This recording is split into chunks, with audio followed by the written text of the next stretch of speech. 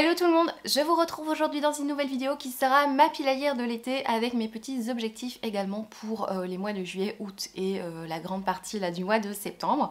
Donc c'est parti pour cette vidéo pile à lire de l'été.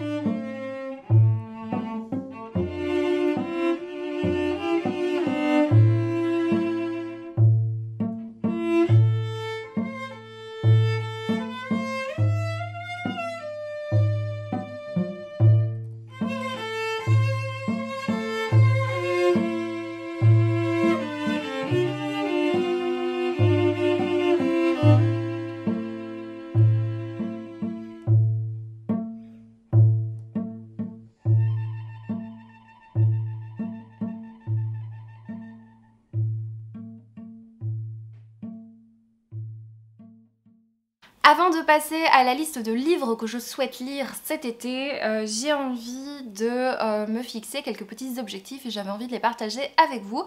J'essaye évidemment de ne pas me prendre la tête, vous savez je me prends pas la tête dans les lectures, donc comme d'habitude ce sont des objectifs pas du tout irréalisables. Hein. J'ai fait en fonction des différentes années précédentes et je me suis fait 3 grands objectifs. Le premier objectif ce sera de lire 2 romans que j'ai commencé. Alors je pense que j'avais déjà mis ça pour le printemps, je ne sais plus, mais c'est vrai que ces 2 dernières années j'ai commencé beaucoup de livres que j'ai mis de côté pour plusieurs raisons. Je sais que ça en saoule certains d'entre vous, mais voilà, c'est comme ça.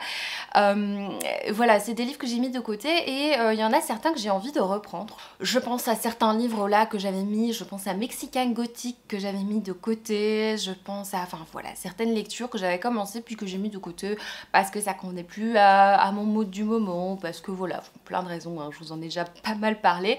Donc mon but de cet été, là j'ai 3 petits mois pour terminer au moins 2 livres que j'ai mis de côté. Je trouve que c'est pas un objectif irréalisable parce qu'il y a pas mal de livres que j'ai mis de côté, c'est des tout petits machins, donc je crois que ça devrait aller. Mon deuxième objectif de cet été, c'est de lire 2 romans victoriens. J'ai un peu mis de côté ce challenge du parcours victorien. Je pense que je vous en ai parlé dernièrement, mais depuis le mois de mars, le parcours victorien, on nage.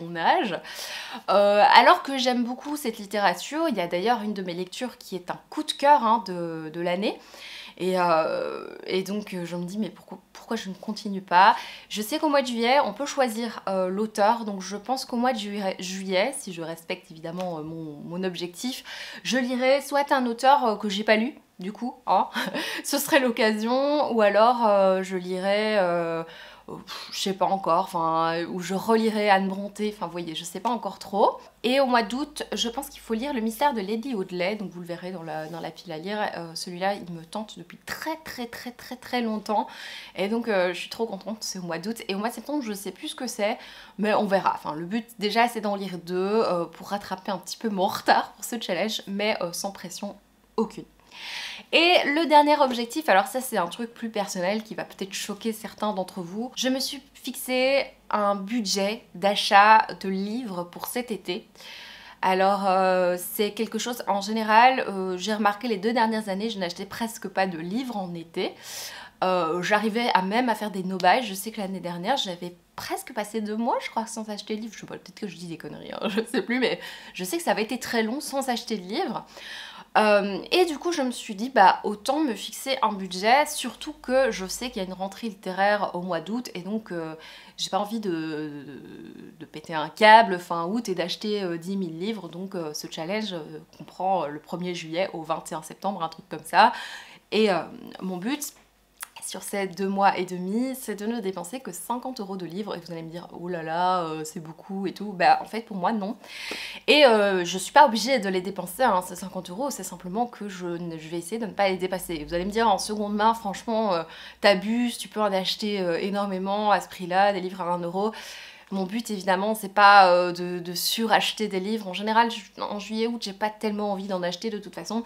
Je pense surtout à fin août où il y a des sorties qui me font souvent très envie dans la rentrée littéraire. Donc un livre, vous savez le prix que ça fait, donc ça peut aller assez vite. Et dans cet objectif je dois faire entrer autant de livres que j'en fais sortir. C'était pas très français, mais en gros si j'achète 3 livres cet été, je dois en virer 3 de ma bibliothèque. Il faut qu'il n'y ait pas voilà, de livres en plus, on va dire, dans ma collection, parce que je fais beaucoup de tri dans le but d'un prochain déménagement, donc j'ai pas envie d'accumuler encore plein de livres et d'aller genre chez Pellemel acheter 50 livres à 1 euro. Enfin le but c'est pas ça non plus.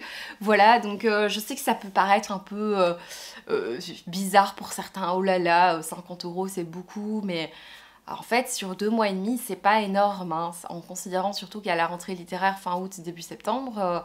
Pour moi c'est vraiment pas énorme. Bref, ça c'était mon petit objectif financier, j'espère qu'il vous aura pas trop embarrassé.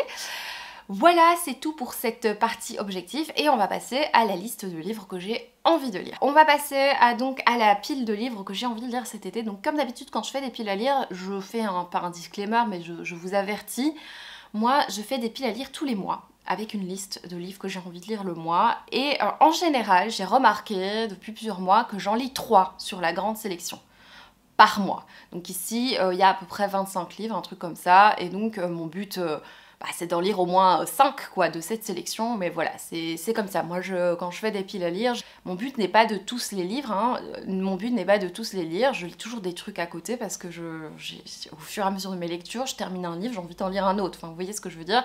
Et donc je vais pas forcément essayer de me tenir absolument à cette pile à lire, je suis libre de faire tout ce que je veux au niveau de mes lectures, mais c'est vrai que si j'en lis 5 parmi ces 25 romans, je serai très heureuse et ce sera un petit peu comme d'habitude, hein. Et si j'en lis 9, alors là, wow, je sais pas ce que je fais.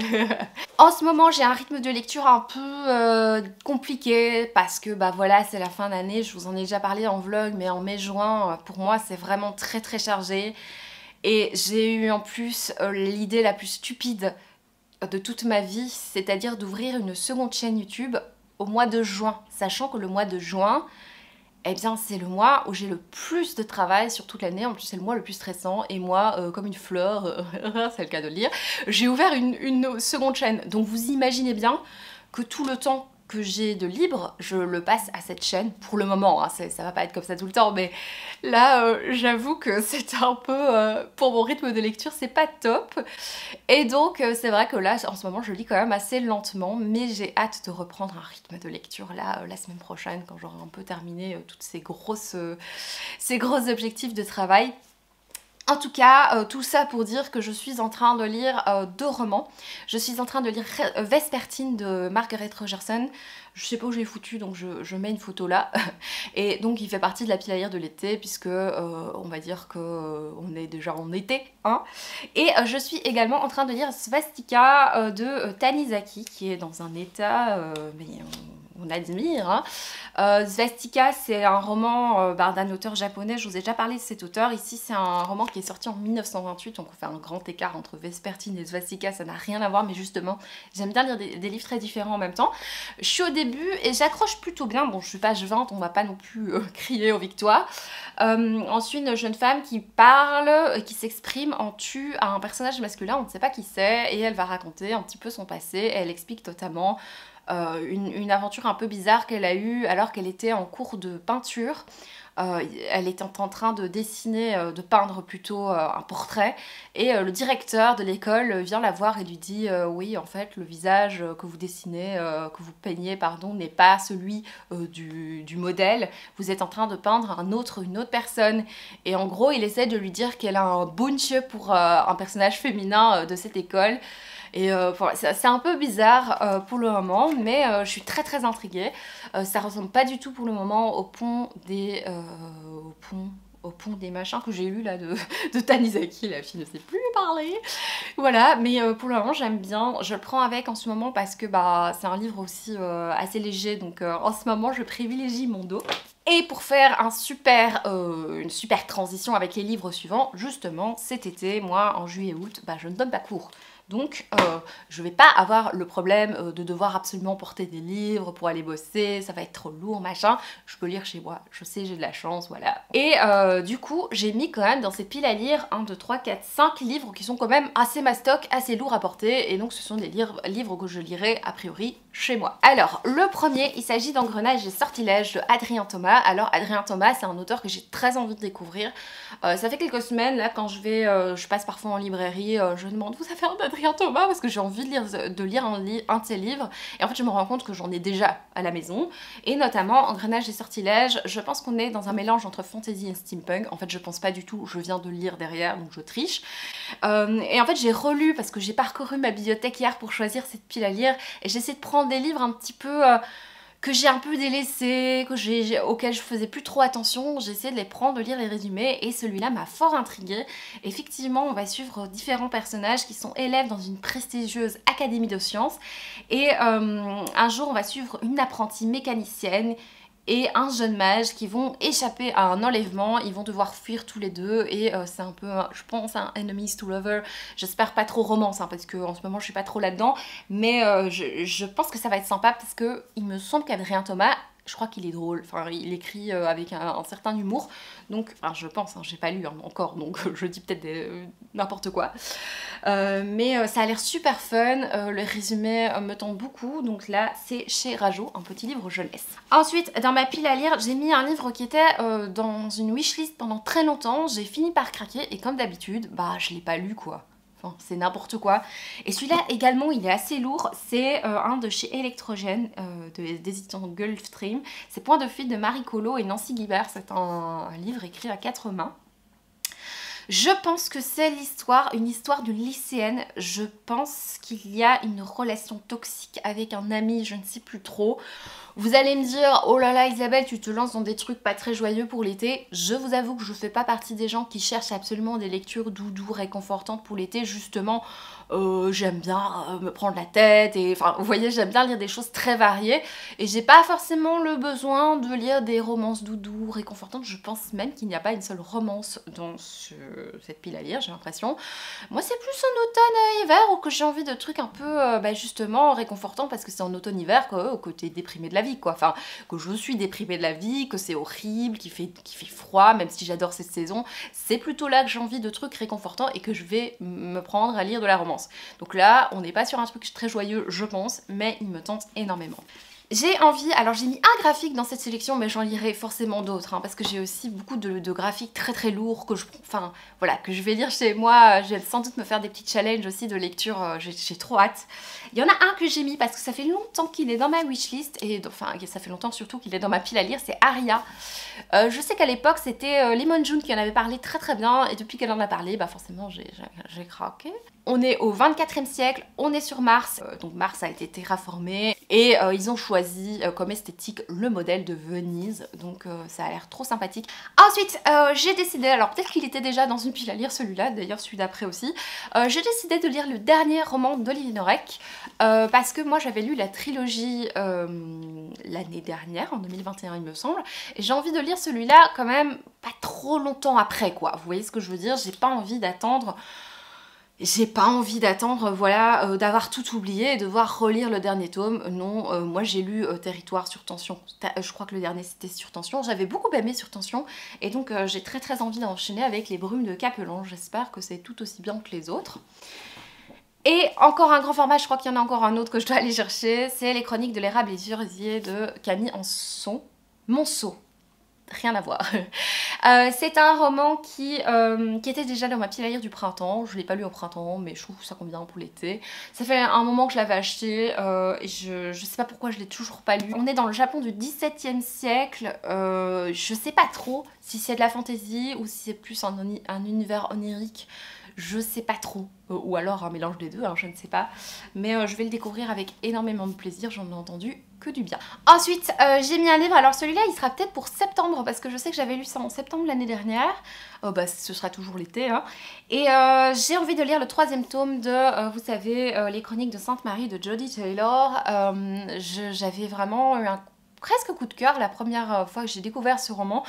La première fois que j'ai découvert cet univers, le premier tome, on est sur un roman science-fiction, historique, humoristique, parce qu'on est vraiment sur un roman très drôle, avec des histoires de voyage dans le temps, une jeune femme qui travaille dans un institut qui permet de voyager dans le temps pour aller récupérer des informations dans le passé, etc. Je sais qu'il y a pas mal d'incohérences et ce genre de petites choses, mais je vous avoue que j'en avais rien à péter quand j'avais lu le tome 1.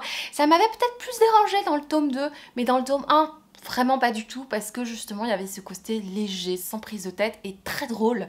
Il y avait beaucoup d'humour dans ce premier tome et j'avais bien aimé le second tome et du coup j'ai envie de lire le troisième. Maintenant il y avait des révélations il me semble à la fin du deuxième et je les ai oubliées, hein. Donc je ne sais plus, mais bon voilà, c'est comme ça. J'ai mis le livre Tout ira bien de Helena Tenace, c'est un service presse, je crois que c'est le seul que j'ai mis, n'importe quoi. Bon, il y en a d'autres que je lirai, hein, mais je les ai pas mis dans la pile à lire.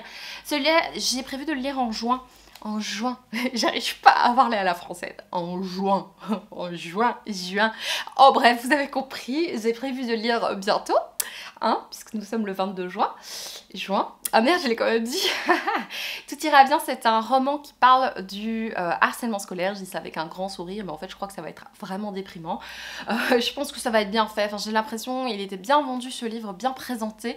Et donc j'ai très envie de le découvrir. C'est aux éditions Livresse Édition. Alors, ensuite, on va passer à une série de livres de poche. J'ai mis Bloc 46 de Johanna Gustafsson. Alors, j'ai envie de lire celui d'après, en fait. J'ai très envie de lire Mort, avec l'histoire de Jacques l'Éventreur, mais j'ai vraiment envie de commencer par le premier tome. J'ai pas envie... j'ai le premier tome, donc ça n'a aucun sens de commencer par le deuxième. Vous voyez ce que je veux dire? Si je l'avais pas, ce serait pas grave. Mais là, j'ai le premier tome, autant le lire. On a une histoire des personnages qui ont été démembrés, machin, enfin... Vous connaissez hein, la chanson, on est sur une petite enquête sympathique, je n'en sais pas plus. Ensuite j'ai mis L'île aux enfants d'Ariane Bois, ça fait longtemps qu'il est dans ma wishlist. Je crois qu'il est dans ma wishlist depuis qu'il est sorti en grand format et j'ai fini par le trouver dans cette édition. Alors avec le logo prix des lectrices, moi ça me parle pas forcément mais c'est pas grave. Donc c'est un roman qui est assez mystérieux justement, visiblement c'est un roman plutôt sombre. Qui va parler de... on est en 1963, on est sur l'île de la Réunion et des personnages ont été kidnappés, mais j'ai pas trop envie d'en savoir parce que justement il y a un mystère autour de cette histoire. Il paraît que c'est un sujet dont on parle pas beaucoup en littérature et donc j'ai très hâte de savoir ce que c'est. Je pense que ce sera pas très joyeux par contre, mais... Voilà, hein, vous connaissez mon amour pour les livres joyeux. J'ai envie de lire L'espace d'un an de Becky Chambers. Je vous avais parlé de ce livre à un moment, je vous avais fait voter pour ma prochaine lecture sur Instagram. Vous êtes beaucoup à avoir voté pour celui-là, c'était un autre qui avait gagné, je l'ai lu d'ailleurs. Mais celui-là, vous étiez énormément à voter pour celui-là. Et j'ai très envie, on est sur un univers de science-fiction, on est dans l'espace, dans un vaisseau spatial. Et visiblement, d'après ce que j'ai pu lire, parce que j'ai déjà un peu feuilleté, on est sur un récit très humoristique et ça c'est cool quand même. Et c'est une autrice qui a été fortement recommandée par Pepper Palace. Encore une fois, j'ai fait mon mouton, j'ai écouté ses conseils avisés et j'ai acheté ce livre et donc j'ai très hâte. Ensuite, j'ai très envie de lire un livre de fantasy, une fantasy immersive. Je suis allée récemment, je crois que c'était chez Filigrane, ça faisait longtemps que j'avais plus été, et je suis tombée sur une libraire que j'avais jamais rencontrée. Je lui avais dit oui, je cherche un livre de fantasy, mais je veux que ce soit un peu drôle. Alors j'ai lu Gabrielle Katz, j'aime beaucoup, j'ai envie que ce soit un petit peu le même style, et elle m'a conseillé plusieurs livres, notamment un que je n'ai pas acheté parce que c'était un Actes Sud qui coûte un bras, la moitié de mon budget d'été, voilà. Je ne l'ai pas acheté, j'attends de le trouver en seconde main. Je sais même plus comment ça s'appelait, mais ça avait l'air trop bien. Mais bon, bref, ça sert à rien que je vous en parle puisque j'ai même oublié le titre. Mais elle m'a dit, en fait, Joe Abercrombie, c'est vachement bien et il y a un petit côté cocasse. Et donc je lui ai fait entièrement confiance, hein. Donc on va voir si je peux continuer à lui faire confiance. Je n'ai pas pris Joe Abercrombie parce que j'en avais déjà un, mais du coup je lui ai dit merci. Et je me suis dit que j'allais lire celui-là, c'est La première loi de Joe Abercrombie, le premier sang. Alors est-ce qu'on va s'aventurer à résumer un livre de fantasy que je n'ai pas encore lu? L'Union n'est plus que l'ombre d'elle-même, menacée au nord par les clans barbares et au sud par de curieuses rumeurs en provenance du Gourkoul. ça sonne. Chacun s'efforce désormais de sauver ce qui peut l'être. Alors je ne suis pas fervente partisante de lire les résumés en vidéo, mais en fait parfois c'est bien utile, donc je pense que désormais je vais faire ça pour les livres de fantasy, donc voilà. Écoutez, première loi, on va voir ce que ça donne. J'espère que c'est vraiment drôle. Je sais que j'ai ouvert et je suis tombée sur une page où il y en a un qui traitait l'autre de connard, et donc je me suis dit oh bon, pourquoi pas, si le traite de connard c'est que il l'a mérité, et qu'est-ce qu'il a fait, j'ai envie de savoir. Alors ensuite on a une petite pile de livres, enfin une grosse pile de livres. Je vous parlais du parcours victorien, et effectivement au mois d'août il faut lire ce livre là qui est Le secret de Lady Audley. La fille tient à son parcours victorien alors qu'elle est à la bourre, hein, je vous l'ai dit, hein, j'ai fait n'importe quoi, j'ai zappé des mois en fait, hein. Donc ici c'est Le secret de Lady Audley, ça fait un an qu'il est dans cette pile à lire, j'ai super envie de le lire, enfin trop hâte. Un peu le genre de passion que j'avais pour La recluse du manoir de Wildfell Hall avant de le lire, et la passion est restée après, hein, parce que j'ai adoré cette lecture. Donc j'espère que ça fera pareil pour celui-ci. Donc ici on retrouve un homme qui revient de la guerre, il me semble, non je ne sais plus, enfin bref, un homme qui a fait fortune en Australie, rien à voir avec la guerre, et il retourne chez lui en Angleterre, il s'apprête à retrouver sa femme, mais en fait il apprend qu'elle est morte en fait, hein, ou qu'elle est morte, et donc j'en sais pas plus. Voilà, je vais me laisser découvrir cette lecture. J'ai mis dans ma pile à lire Les Demoiselles aux modestes moyens de Muriel Spark.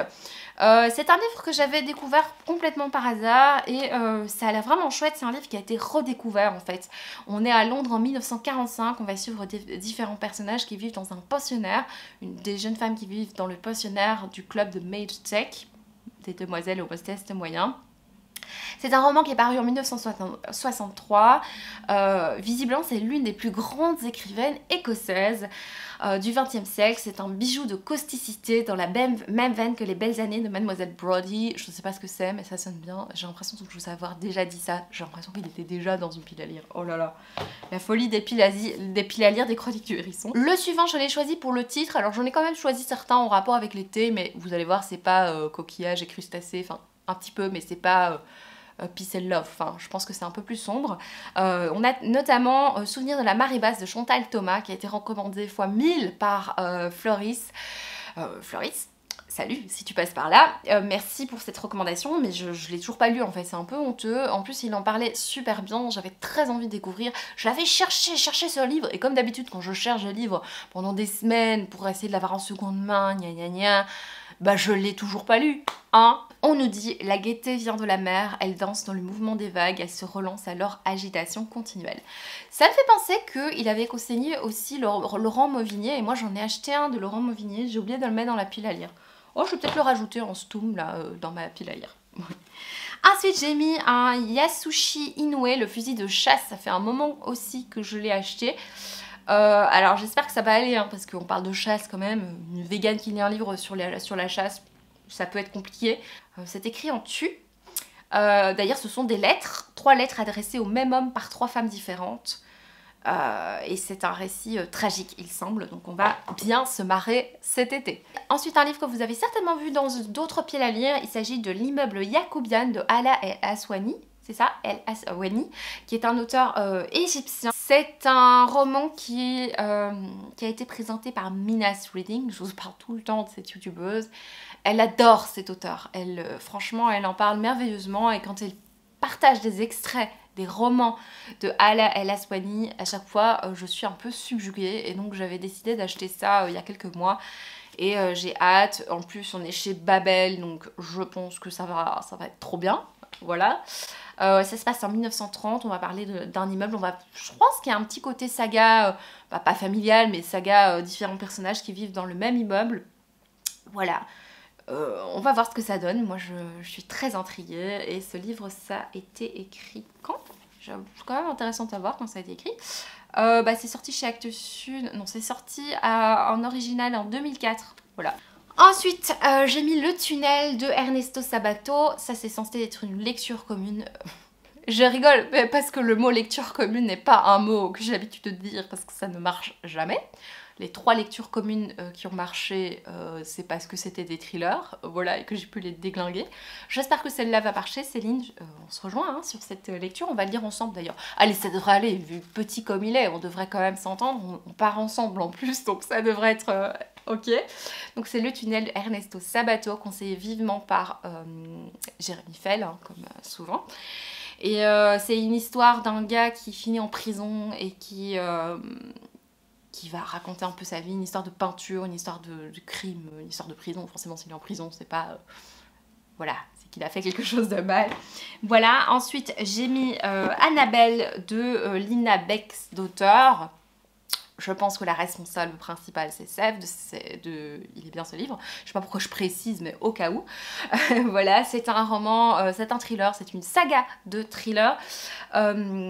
Plutôt des enquêtes policières. Donc on va suivre une enquêtrice qui va revenir dans son village natal et qui va se retrouver confrontée à une enquête. On suit la disparition du personnage d'Annabelle, 17 ans, qui a disparu au cours d'une fête. Et voilà, Charlie, notre héroïne, va essayer de découvrir la raison de la disparition d'Annabelle. Ensuite, j'ai mis, alors le seul vraiment où je me suis dit, ça, tu peux le lire qu'en été, c'est Les locataires de l'été de Charles Simons. En plus, on a une porte, je pense qu'on est sur un bateau, on a la mer. En fait, j'avoue, pourquoi est-ce que j'ai pas mis plus de livres qui se passent à la mer? J'avoue que la mer me fait tellement rêver toute l'année. Oh là là, en fait, je regrette là cette pile à lire déprimante. Je change d'avis et de personnalité au cours de cette vidéo. Donc Les locataires de l'été, c'est un auteur... Charles Simons, un auteur américain qui a publié ce livre en 1964, il me semble. Alors je sais pas trop de quoi ça parle, on va suivre en tout cas un personnage, un adolescent qui tombe amoureux et il y a une histoire tragique, il y a un décès, je ne sais pas qui, quoi, quand, comment, une scène faussement anodine, un grand petit livre feutré qui nous renvoie par-delà les mirages de la belle saison à l'hiver que nous portons en nous. Oui, ok. Et visiblement c'est une perfection, un chef-d'œuvre. Attends, on ne veut pas dire que c'est de la merde derrière le livre, hein. On va dire grosse bouse, franchement, je vous déconseille. Bon, on ne dit pas ça d'un livre, hein, mais quand même, forcément, il faut dire que c'est bien. Voilà. Alors, j'en ai mis encore deux. J'ai mis un Alexis Lepsker parce que c'était aux alentours de Pâques, moi j'ai déglingué les poupées d'Alexis Lepsker. On va le dire très vite, les poupées d'Alexis Lepsker. Dites ça très vite, c'est compliqué. J'avais dévoré ce livre, alors ça n'a pas été un coup de cœur, mais c'est vrai qu'il m'avait lancé dans une frénésie de lecture thriller, et du coup j'ai envie de lire un autre de Alexis Lepsker. J'ai redit son nom sans me tromper, bravo Isabelle. Et j'hésitais entre deux de cet auteur et j'avais pris Le Mangeur d'âmes, que vous avez vu certainement dans un book haul. Je sais pas, un gars qui mange des âmes, je sais pas. Il n'a pas crié, il ne crie pas. Voilà, disparition d'enfants, meurtre sanglant, un personnage, commandant Gardiano, capitaine de gendarmerie, ça a l'air trop chouette. Voilà. Et alors le dernier, enfin on va voir si c'est le dernier parce que je dois encore compter les livres. J'ai pris Été anglais. Alors là pareil, j'ai pris pour le titre mais aussi parce qu'il me tente beaucoup. J'ai pris celui-là, donc la saga des Casalès. Je n'aime pas j'aime pas cette édition en fait, mais bon je l'ai pris parce que c'était moins cher que la grosse édition à 25 €. C'est une saga familiale, une épopée un peu à la Downton Abbey, ma passion. Donc je pense que ça va me plaire, ça a l'air trop chouette, il y a plusieurs tomes, donc voilà. Je vais aller compter s'il y a bien 25 livres et je vous reviens tout de suite. Écoutez, je vous ai montré que 22 livres et moi je trouve que ça va pas, 22 livres, 25 c'est quand même bien plus... ouais, c'est mieux quand même. Et donc j'ai rajouté 3 livres et j'ai décidé de rajouter des pavés. C'est vrai, il y en a un, je m'étais dit je vais lire en été, je l'avais oublié, c'est celui-là, c'est Celle qui devint le soleil de Shelley Parker Chan. Ça faisait partie d'un book haul dernièrement. C'est chez Brajlon et je m'étais dit oh là là c'est un hardback, je vais souffrir, c'est lourd. Bah là je peux le lire chez moi tranquillou ou au parc, vous voyez. Donc il n'y a pas de souci. Donc celui-là c'est un roman historique 1345 en Chine. J'ai l'impression qu'il y a quand même des notions un petit peu de fantasy, on va voir, ça a l'air trop chouette, il paraît que c'est vraiment génial, d'après de nouveau la libraire de chez Filigrane. Et alors, l'avant-dernier, c'est Les 7 ou 8 morts de Stella Fortuna de Juliette Grimes, chez Presse de la Cité. Celui-là, il me semble, ça fait longtemps depuis qu'il est sorti, qu'il est dans ma pile à lire. J'ai toujours pas lu, il paraît que c'est un petit peu à la... Luca Di Fulvio, qui a un petit côté Luca Di Fulvio qui pourrait vraiment me plaire, donc j'ai hâte de voir ce que ça donne.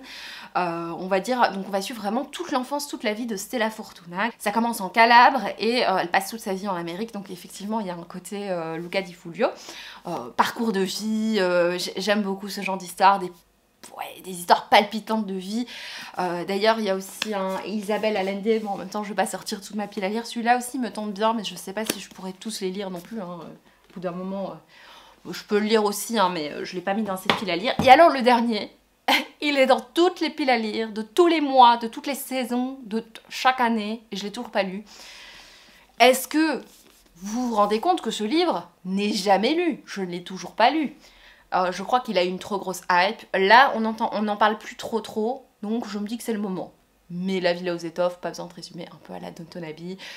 Voilà. Est-ce que je vais le lire cette année? Est-ce que ce sera une victoire cette année? Peut-être bien. Écoutez, c'est tout pour cette pile à lire. J'espère de tout cœur qu'elle vous aura plu. Je vous retrouve bientôt pour une prochaine vidéo qui sera mon bilan de la mi-année, donc après 6 mois de lecture. Je vous ai fait un tag en fait un peu à ma sauce, donc j'ai réinventé quelques questions et j'ai repris des questions qui existent déjà, donc je vous ferai ce bilan avec grand plaisir. C'est assez... Enfin, j'ai mis des catégories qui me conviennent, on va dire, et sinon, à mon avis, viendra aussi la vidéo recommandation de l'été que vous m'avez demandé. Voilà, et puis un petit vlog, comme d'habitude. Je vous fais de gros bisous et vous dis à bientôt. Ciao!